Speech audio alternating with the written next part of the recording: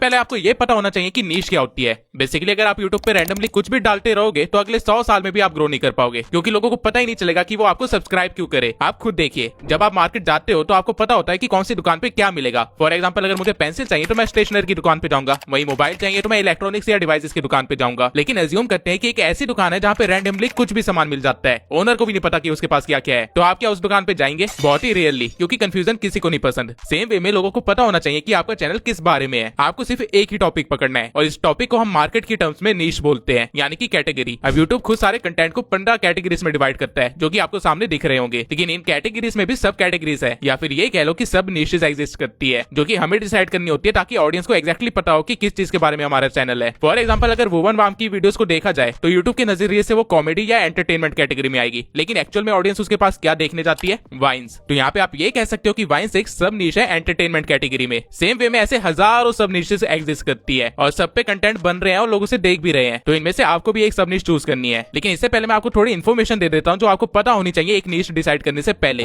हर नीश की earning same नहीं होती। हम नीश की अर्निंग को सीपीएम और आरपीएम से कंपेयर करते हैं। सीपीएम का मतलब होता है कि यूट्यूब को कितने पैसे मिल रहे हैं जब 1000 लोग किसी एड को देख रहे हैं। फॉर एग्जाम्पल, मान लीजिए कि यूट्यूब को $1 मिलता है जब भी 1000 लोग किसी एड को देखते हैं मेरे चैनल पे, तो मेरे चैनल का सीपीएम होगा $1। लेकिन क्या यूट्यूब पूरे पैसे मुझे दे देगा? नहीं, वो अपना 40% कमीशन काटेगा और मुझे मिलेंगे $0.55 पर 1000 व्यूज पे। इसे बोलते हैं आरपीएम। अब ये सीपीएम किस बेसिस पे डिसाइड होता है? ये डिसाइड इस बेसिस पे होता है कि किसी कंपनी ने गूगल को कितने पैसे दिए हैं एड दिखाने के लिए। फॉर एग्जाम्पल, एक ट्रेडिंग कंपनी जो कि दिन के 1 करोड़ कमा लेती होगी, वो एड दिखाने के लिए ज्यादा पैसे देगी, तो गूगल को ज्यादा सीपीएम मिलेगा। और उसकी एड कहाँ दिखाई जाएगी? फाइनेंस से रिलेटेड चैनल पे, क्योंकि उस कंपनी की टारगेटेड ऑडियंस वहीं पे बैठी है। तो हम कह सकते हैं कि फाइनेंस चैनल का सीपीएम ज्यादा होता है। वहीं एक ब्यूटी प्रोडक्ट कंपनी जो कि मुश्किल से साल का 1 करोड़ कमाती होगी, क्या वो इतने पैसे गूगल को दे पाएगी? नहीं, तो गूगल को खुद कम सीपीएम मिलेगा। और ब्यूटी प्रोडक्ट की टारगेटेड ऑडियंस कौन होती है? वो फीमेल जो कि डेली व्लॉग्स देखती है। तो हम कह सकते हैं कि डेली व्लॉग का सीपीएम कम होगा कंपेयर टू फाइनेंस नीश। और अगर सीपीएम कम है तो आरपीएम तो ऑटोमेटिकली कम हो ही जाएगा, क्योंकि गूगल अपने पैसे नहीं छोड़ने वाला है। ठीक इसी तरह हर कैटेगरी और हर सब कैटेगरी की अर्निंग अलग होती है एड रेवेन्यू से।